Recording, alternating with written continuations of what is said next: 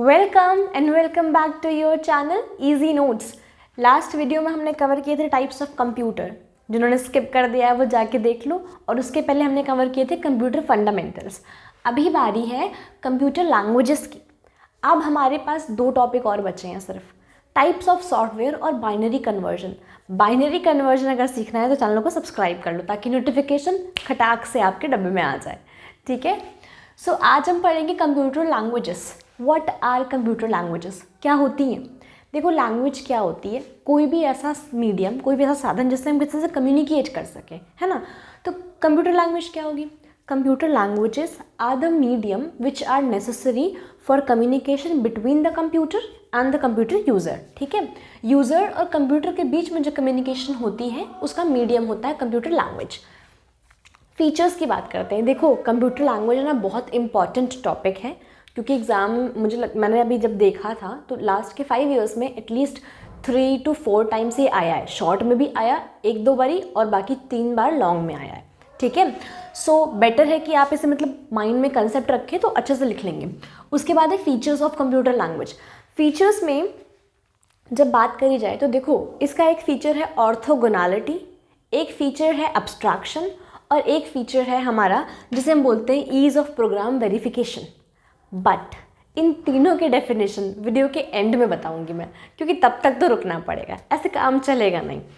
ठीक, बाकी फीचर्स क्या होंगे। बाकी फीचर्स ये होंगे कि it avails the medium to communicate between computer and user. ठीक है, एंड दूसरी चीज़ प्रोवाइड्स सिंप्लिसिटी ऑफ इंस्ट्रक्शंस। भाई देखो, लैंग्वेज होगी नहीं तो हम बाइनरी में थोड़ी टाइप कर पाएंगे 0101 करके, हमें टाइपिंग दिमागी से उतर जाएगी एकदम।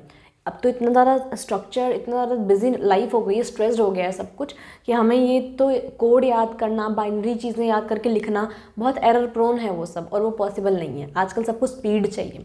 ठीक है, तो सिंप्लिसिटी प्रोवाइड करता है इंस्ट्रक्शंस की। बाकी 3 मैंने जो बताए हैं वो एंड में है वीडियो के। ठीक है, सिंप्लिसिटी प्रोवाइड करेगा, एक कम्युनिकेशन मीडियम है यूज़र और कंप्यूटर का। ठीक, जो भी इंस्ट्रक्शंस आप देते हो, इनपुट आप देते हो, उसे सिंप्लीफाई करता है, आपके चीज़ों को प्रोसेस करता है आगे। ठीक, कुछ फीचर्स हैं, मेन वही 3 फीचर्स हैं जो मैं आपको लास्ट में बताऊंगी। ठीक है, अब आते हैं टाइप्स ऑफ ट्रांसलेटर्स।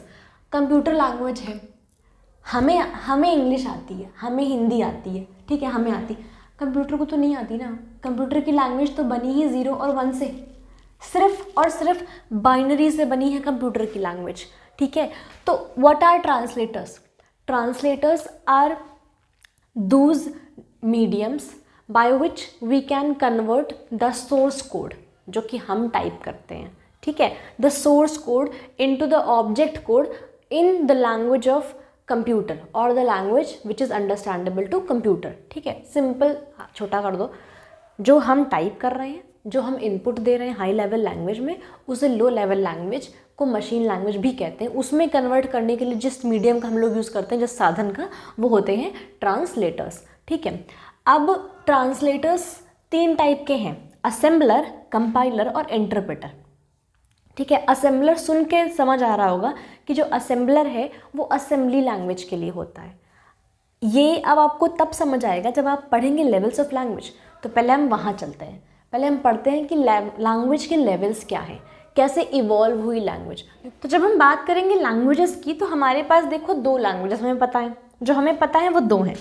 पहला जो है वो लो लेवल हमें पता है। ठीक है, लो लेवल एक लैंग्वेज होती है पहली जो हमें पता है, और दूसरी जो हमें पता है वो है हाई लेवल। ठीक है, अब लो और हाई हमें तो 5 जनरेशन दिख रही हैं। तो देखो, सिंपल सी बात है, मैं अभी जो एक्सप्लेन करूँ, ये जो 2 हैं, let me go there. Okay, ये जो 2 लैंग्वेजेस हैं 1GL और 2GL, और बाकी ये बची जो 3 हैं, ठीक है, 3GL, 4GL, 5GL, ये तीनों हाई लेवल हैं लैंग्वेजेस। ठीक है, ये तीनों ही हाई लेवल लैंग्वेजेस हैं क्योंकि ये इंसान को समझ आती हैं। ठीक, इंसान के रेफरेंस में ये बनाई गई हैं। और ये जो दोनों हैं ये है हमारी लो लेवल लैंग्वेज, ये है हमारी लो लेवल लैंग्वेज जो इंसान को समझना मुश्किल है थोड़ा। ठीक है, अब देखो कि लो लेवल लैंग्वेजेस क्या होती हैं। लो लेवल लैंग्वेजेस वो लैंग्वेजेस होती हैं जो कंप्यूटर की नेटिव लैंग्वेज होती हैं। हमारी नेटिव लैंग्वेज क्या है? Hindi, but we learn English, है ना। तो इंग्लिश तो सेकेंडरी लैंग्वेज है, हमारी नेटिव लैंग्वेज है हिंदी, जिसकी किसी की तेलुगु होगी, किसी की तमिल होगी, किसी को जो जहाँ का रहता है वो उसकी नेटिव लैंग्वेज होती है, जो उसे बचपन से पता होती है। तो कंप्यूटर को जो स्टार्टिंग से पता है, जब से कंप्यूटर बन रहा है, वो है मशीन लैंग्वेज, कंप्यूटर की लैंग्वेज, ठीक है, जो होती है बाइनरी 0 और 1। तो वो फर्स्ट जनरेशन में वो थी। 1GL जहाँ लिखा है फर्स्ट जनरेशन लैंग्वेज, वो मशीन लैंग्वेज थी, ठीक है। उसके बाद एरर्स तो उसमें बहुत होंगे ना, उसमें तो कोई वही नहीं है, वो कोई ऐसी नहीं कि कन्फ्यूजन हो, ख़त्म, वो एरर होना ही होना है।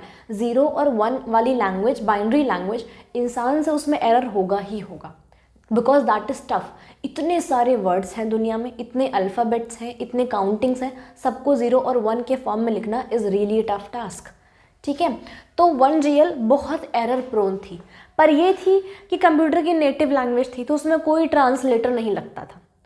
जो आपने लिखा कंप्यूटर को वो आता ही है, तो वो डायरेक्टली, तो इस प्रोसेसिंग की स्पीड बहुत फास्ट थी, क्योंकि जब किसी जो आपने लिखा है, जो भी आपने इंस्ट्रक्शन दिया है, उसे ट्रांसलेट ही नहीं करना होगा, तो प्रोसेसिंग स्पीड तो अच्छी होगी ही ना। ओके, उसके बाद 2GL को हम बोलते हैं assembly language. Second generation language को हम बोलते हैं असेंबली लैंग्वेज। असेंबली लैंग्वेज क्या थी? कंप्यूटर की नेटिव हल्की हल्की ये भी थी। तुम्हें हिंदी आती है, पर अगर तुम गांव से बिलोंग कर रहे हो और थोड़े टाइम गांव में रहे हो, तो तुम्हें अपनी गांव वाली भाषा भी आती होगी ना, थोड़ी थोड़ी आती, जैसे मुझे आती है, अगर मैं रही भी हूँ, मैं बिलोंग भी करती हूँ गांव से, मेरा घर भी है वहाँ पे, तो मुझे भी आती है अपनी गाँव वाली लैंग्वेज। तो वो हिंदी से सिमिलर है, बस ये है कि उनका एक्सेंट कुछ और है, हमारा एक्सेंट कुछ और है। तो हुई तो वो भी मेरी नेटिव लैंग्वेज ही ना, बट ऑब्वियसली हम यहाँ आके शुद्ध हिंदी बोलने लगे हैं, बट हुई तो वो भी नेटिव लैंग्वेज। तो असेंबली लैंग्वेज भी कंप्यूटर की समझ आती थी, ठीक है, पर ट्रांसलेटर लगता था। क्यों? क्योंकि असेंबली लैंग्वेज में कुछ इंग्लिश के कोड होते थे जो हमें रटने पड़ते। जैसे अभी क्या है, सेव हमें करना है, सेव बटन पे क्लिक कर दो, सेव हो गई फाइल। पर असेंबली लैंग्वेज में क्या था, कोड्स थे, कुछ कोड बनाए गए थे जिनको हम टाइप करेंगे तभी हमारा काम होगा। अब देखो, उन कोड्स को क्या कहते थे? उन कोड्स को कहते थे निमोनिक्स, जिसकी स्पेलिंग शुरू होती है M से, ठीक है। निमोनिक्स की स्पेलिंग M से शुरू होती है। उन इंग्लिश के कोड को जो असेंबली लैंग्वेज में यूज़ किया जाता था, उन्हें कहते थे निमोनिक्स, ठीक। अब इंग्लिश के कोड हैं तो एरर्स के चांसेस तो कम हो गए ना थोड़े से, और ट्रांसलेटर की नीड हुई तो ऑब्वियस सी बात है स्पीड भी थोड़ी कम हो गई प्रोसेसिंग की, ठीक। तो प्रोसेसिंग स्पीड कम हो जाती है और एरर्स के चांसेस कम हो जाते हैं। अब ये है तुम्हारा पूरा, ठीक है, लो लेवल हाई लेवल। इसके बीच में जो लाइन है वो किसने खींची कि ऊपर लो है और नीचे हाई? असेंबली लैंग्वेज ने। तो जो सेपरेट करता है हाई लेवल और लो लेवल लैंग्वेज को, वो है असेंबली लैंग्वेज, ठीक। अब आते हैं 3GL पे, जो कि high level language. Third generation की लैंग्वेज को हम लोग हाई लेवल लैंग्वेज बोलते हैं। असेंबली लैंग्वेज हो गई, अब हाई लेवल लैंग्वेज क्या होगी? इसमें कोड्स और कम हो गए थे, थोड़ा सा यूज़र फ्रेंडली हो गया था ये, but yes high level language. अब जैसे कि आप देख लीजिए, HTML है, हाइपरटेक्स्ट मार्कअप लैंग्वेज, ठीक, C++ है, जावा है, ये सब आप कर लेते हैं ना। अगर आपको कराया गया था 7th 8th 6th कभी भी कराया गया था, यू रिमेंबर, तो आपको समझ आया था, आपने कर लिया था, ठीक। But these are the languages जो स्पेसिफिक टास्क को बनाने में यूज़, वेबसाइट्स बनाने में यूज़ करी जा रही हैं, प्रोग्राम्स बनाने में यूज़ करी जा रही हैं। तो इनका यूज़ ज़्यादातर प्रोफेशनल्स करते थे। कोड्स तो इनमें भी थे ना, कोडिंग तो थी ना उसमें, बट ये है कि असेंबली लैंग्वेज से कम थी। तो सोचो कि असेंबली लैंग्वेज में कितनी कोडिंग्स होती होंगी, ठीक है। तो यूज़र फ्रेंडली तो ये था क्योंकि इंसान को समझ में आ रहा था, जो कोड्स भी थे वो इंग्लिश में ही थे, तो वो अंडरस्टैंडेबल थे, याद करना पड़ता था कोड्स। असेंबली में भी और हाई लेवल थर्ड जनरेशन की लैंग्वेज में भी कोड तो याद करना ही पड़ेगा, ठीक है। फिर आते हैं 4th जनरेशन पे। 4th जनरेशन लैंग्वेज जो थी ना, वो हमारे लिए थी, मतलब एंड यूजर्स के लिए, जिन्हें कोई कोड नहीं याद करना, कुछ भी नहीं करना, कंप्लीटली यूज़र फ्रेंडली थी 4th जनरेशन लैंग्वेज। जो हम अभी यूज़ कर रहे हैं वो 4th जनरेशन की लैंग्वेज, ठीक है। जैसे कि अभी हम क्या करते हैं, सेव करना तो हम बटन पे क्लिक कर देते हैं, तो वो कंप्यूटर है वो प्रोसिक्यूट कर रहा है, अंदर ट्रांसलेट हो रही हैं चीज़ें कि सेव बटन पे क्लिक हुआ है तो ये कोड है, अब हमें ये चीज़ करनी, तो हम फाइल सेव कर लें। तो प्रोसिक्यूशन में टाइम तो लगेगा। देखो जैसे जैसे तुम्हारी लैंग्वेज बढ़ेगी ना, कंप्यूटर के समझ में तो नहीं आई ना तुम्हारी लैंग्वेज, तो सेकंड में थोड़ा टाइम लगता है प्रोसिक्यूशन में, थर्ड में थोड़ा और लगता है, फोर्थ में थोड़ा और ही लगता है, ठीक है। तो प्रोसेस होने में टाइम लगेगा क्योंकि तुम्हारी जब लैंग्वेज एकदम ही चेंज हो गई है तो उसे कंप्यूटर की लैंग्वेज में कन्वर्ट करने में थोड़ा टाइम लगता है, जो कि होता तो मिली सेकेंड्स का है, बट टाइम हमें डिनोट करते हैं कि टाइम लगता है। अब आते हैं 5GL 5th जनरेशन लैंग्वेज पे। 5th जनरेशन जो लैंग्वेज है वो भी हाई लेवल लैंग्वेज, पर वो यूजुअली बहुत बड़े रिसर्चर्स, प्रोफेशनल्स यूज़ करते हैं। जैसे कि आर्टिफिशियल इंटेलिजेंस की रिसर्च के लिए यूज़ किया जाता है, कोई स्पेसिफिक टास्क करना हो, कोई एप्लीकेशन सॉफ्टवेयर बनाना हो, या कोई कम स्पेशलाइज्ड या सेंट्रलाइज्ड कोई चीज़ बनानी हो, क्रिएट करनी हो, तो वो सब यूज़ करते हैं। Researchers usually 5th level language को यूज़ करते हैं। उसके बाद अब आते हैं ट्रांसलेटर्स पर। तो असेंबली लैंग्वेज को, जिनके कोड होते हैं निमोनिक्स, उनको ट्रांसलेट करने के लिए हमें क्या चाहिए? असेंबलर। क्योंकि कंप्यूटर को तो सिर्फ 0 और 1 आता है ना। असेंबली लैंग्वेज के जो कोड्स हैं वो तो इंग्लिश में होते हैं, जिन्हें हम बोलते हैं निमोनिक्स। उन कोड को हम बोलते हैं निमोनिक्स। तो जो मीडियम या जो डिवाइस असेंबली लेवल की लैंग्वेज को कंप्यूटर लैंग्वेज में कन्वर्ट करे, ठीक है, उसे हम बोलते हैं असेंबलर। अब देखो कन्वर्ट कैसे करता है ये। आपने जो डेटा लिखा ये उसे रीड करेगा, ठीक, ये प्रोसेस इसमें है, दिया गया है, इस वजह से मैं पढ़ा रही हूँ।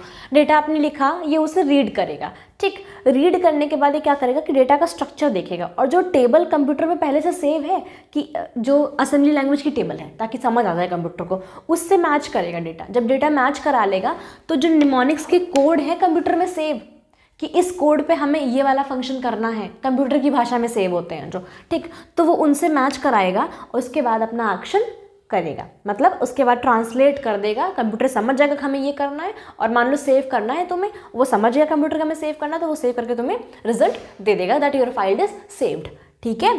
तो ये असेंबलर का प्रोसेस है। अब असेंबलर के प्रोसिक्यूशन में टाइम लगता है, पर थोड़ा, ज़्यादा नहीं, बस थोड़ा, ठीक है, प्रोसिक्यूशन में टाइम लगता है। And it is only for the assembly language, it is only for the assembly language. ये हो गया असेंबलर।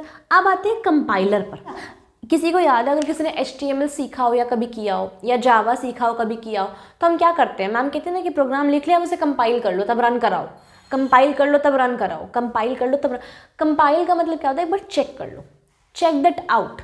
तो जो कंपाइलर होता है ना, वो पूरे प्रोग्राम को चेक करता है, ठीक है, पूरे प्रोग्राम को चेक करता है। और जो आपने इंग्लिश में कोड्स लिखे हैं, जो भी आपने कोई कोड्स लिखे हैं, या कोई भी इंस्ट्रक्शन इंग्लिश में लिखा है, कुछ भी लिखा है, कुछ भी किया है, ठीक है। जैसे मान लो आपने लिखा है कि my name is whatsoever your name, तो my name is whatsoever your name, ये कंप्यूटर को थोड़ी पता है। कंप्यूटर को तो 0 और 1 पता है ना, उसे तो सिर्फ पता है कि 0 और 1 होता है दुनिया में, क्योंकि 0 और 1 ही कंप्यूटर प्रोसिक्यूट करता है।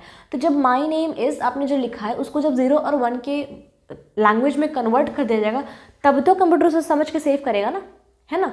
तो ये कंपाइलर और इंटरप्रेटर जो होते हैं वो हाई लेवल लैंग्वेजेस के लिए होते हैं। अब कंपाइलर क्या करता है? जो सोर्स कोड होता है, मतलब जो हमने लिखा है, जो डॉक्यूमेंट हमने लिखा है, या जो इंस्ट्रक्शन हमने दिए हैं, सेव करो या न्यू फाइल खोलो या व्हाट्सोएवर जो हम इंस्ट्रक्शंस दे रहे हैं, कंपाइलर उसे कंप्यूटर की लैंग्वेज में कन्वर्ट करके हमें रिजल्ट देता है। और इंटरप्रेटर भी सेम काम करता है, ठीक है। अब इन दोनों के बीच में ना बहुत बेसिक सा डिफरेंस है, वो डिफरेंस देख लो। काम दोनों का सेम है, ये सोर्स कोड को ऑब्जेक्ट कोड में कन्वर्ट करते हैं। सोर्स कोड मतलब जो हमने लिखा है, ऑब्जेक्ट कोड मतलब जो कंप्यूटर को पता है। अब पता है इन दोनों में डिफरेंस क्या है?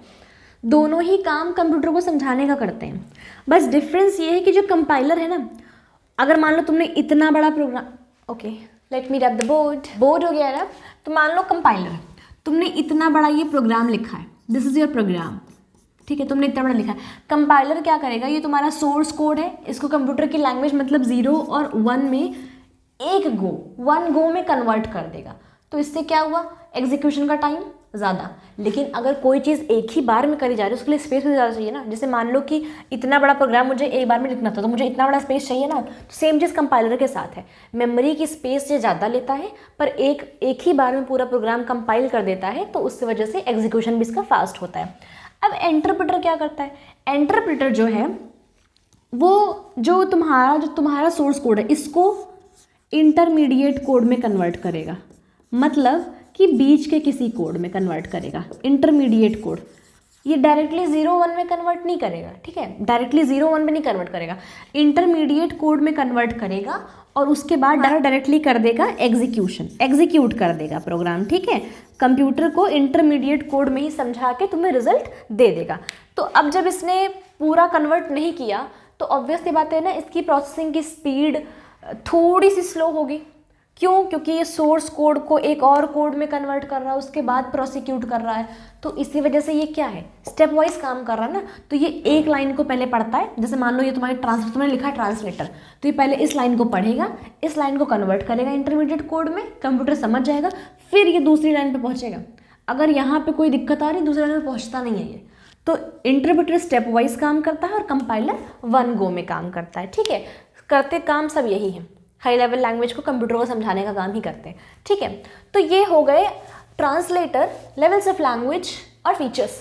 अब सुनो, एग्जाम पॉइंट ऑफ व्यू से ये सच में इंपॉर्टेंट है।